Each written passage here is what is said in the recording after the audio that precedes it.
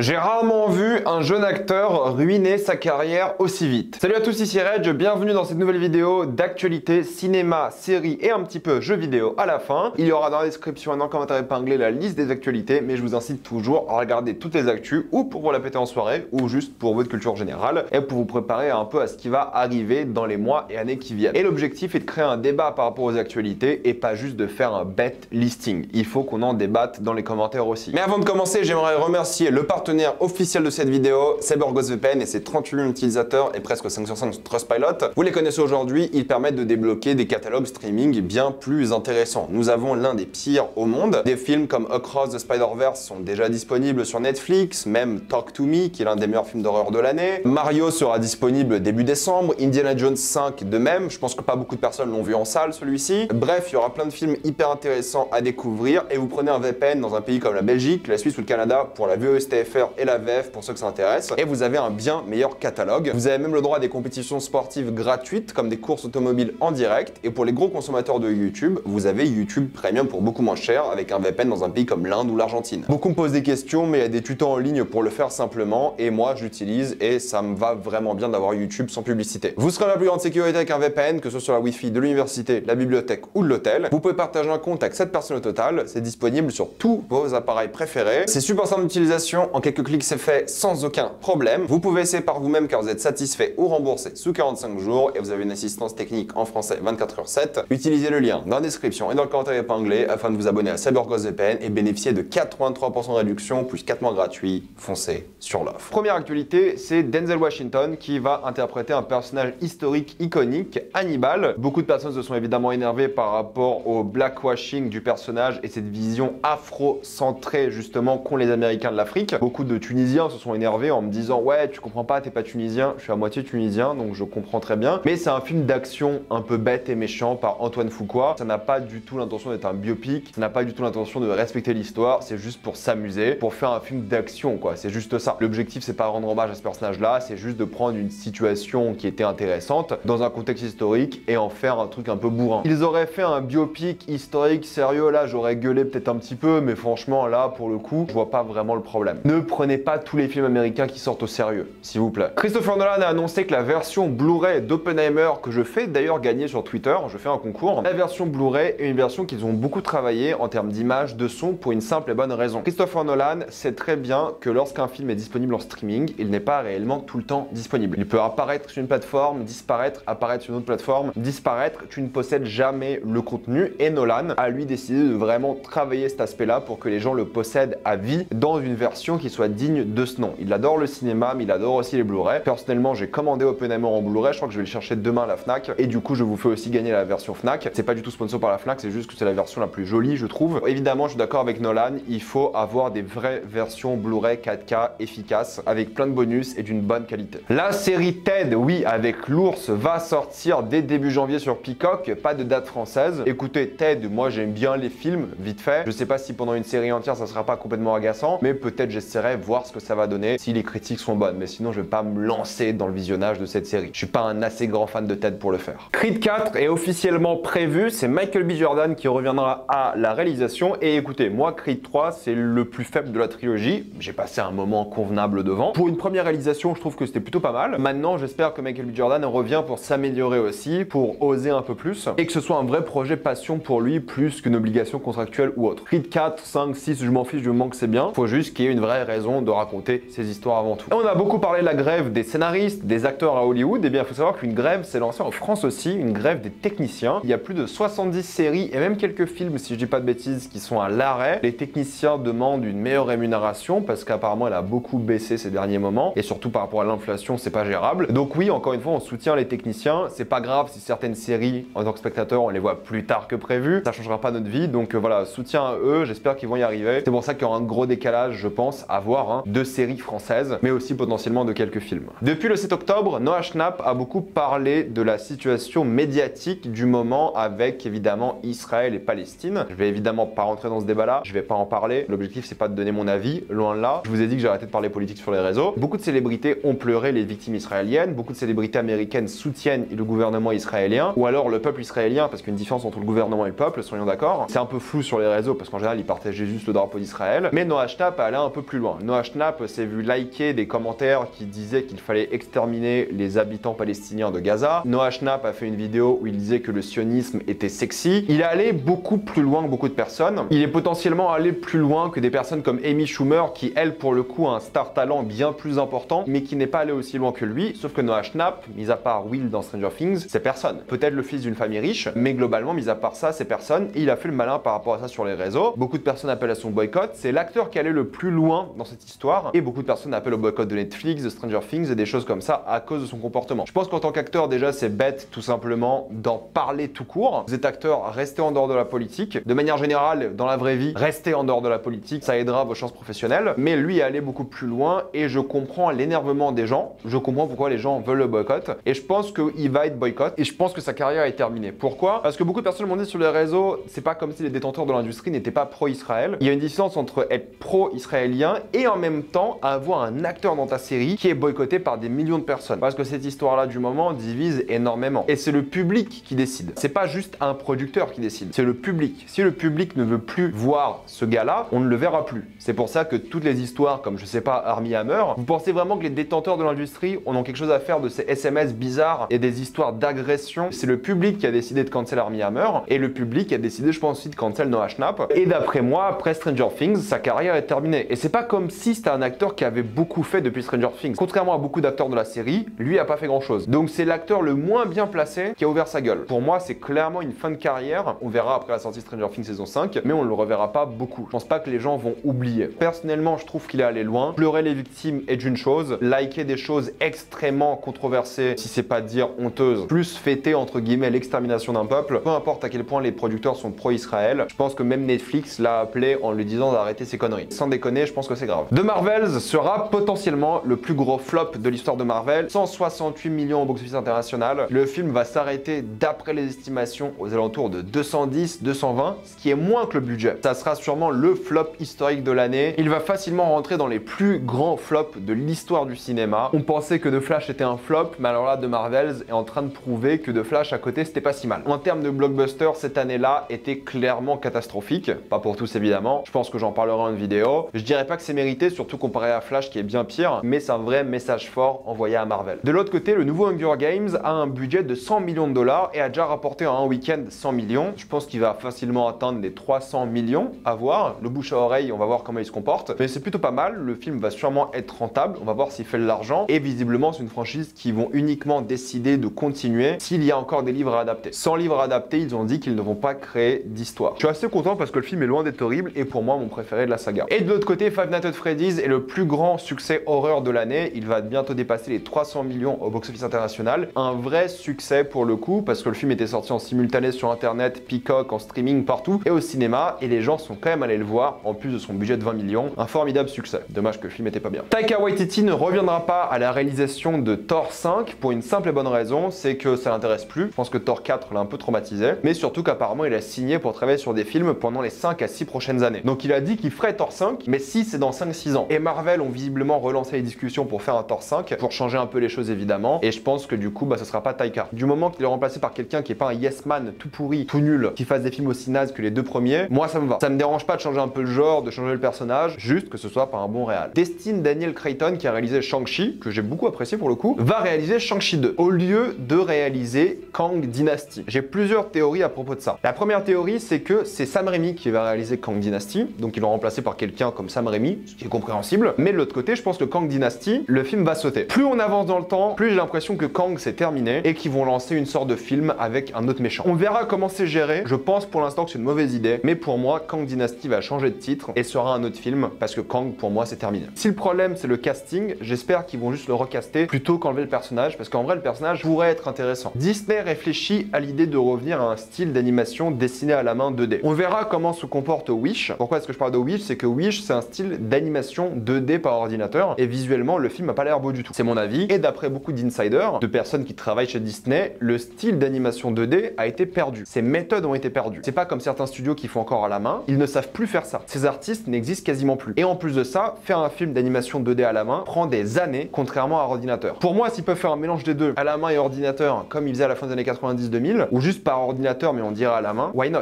Mais oui, je pense que Disney a besoin de changer de style. Pas forcément revenir en arrière, mais a besoin de changer de style et revenir à un peu peut-être à une 2D ou autre, mais artistiquement il faut que ce soit plus intéressant. Robert Kirkman, le créateur de comics comme The Walking Dead, comme Invincible, a révélé le personnage que va interpréter Steven Yeun dans le MCU. Je vais pas vous dire lequel pour pas vous spoiler pour ceux qui n'ont pas envie de savoir, mais ça pose un gros problème. Pourquoi? Parce que ça insinue que Steven Yeun, qui a sûrement signé une NDA pour ne rien dire, ça prouve que Steven Yeun a dit qu'il jouait à Robert Kirkman et Robert Kirkman l'a dit en interview. Et en plus de ça, il s'est même pas excusé. Au contraire, il a dit c'est pas mon problème, c'est pas ma faute. Il met légalement Steven Yeun dans la merde. Je pense qu'il se passera rien, mais légalement, il pourrait être dans la merde parce que c'est une preuve qu'il a dit des choses qu'il n'aurait pas dû dire légalement. Tout le monde sait que ces acteurs-là disent à leurs amis, leur famille qu'ils vont jouer des personnages, mais là c'est une célébrité qui l'a dit et légalement il pourrait être poursuivi. Pour les fans de la série Shadow and Bone, malheureusement elle a été annulée, il n'y aura pas de troisième saison. Écoutez, j'avais pas beaucoup aimé la première, j'ai pas vu la deuxième, déçu pour les fans quand même parce que c'est toujours dur de voir une de ses séries préférées annulée si c'était le cas pour vous, mais il n'y aura pas de troisième saison. C'est compréhensible, la deuxième saison avait pas fait beaucoup de bruit. Dune 2 a été avancé de 2 semaines, en effet le film sortira le 28 février et non pas le 13 ou 15 mars. Très bonne nouvelle, voilà, la grève des acteurs est terminée, Dune va sortir plus tôt, je suis grave content. Big Little Lies aura le droit à une troisième saison, j'avais plutôt apprécié la première,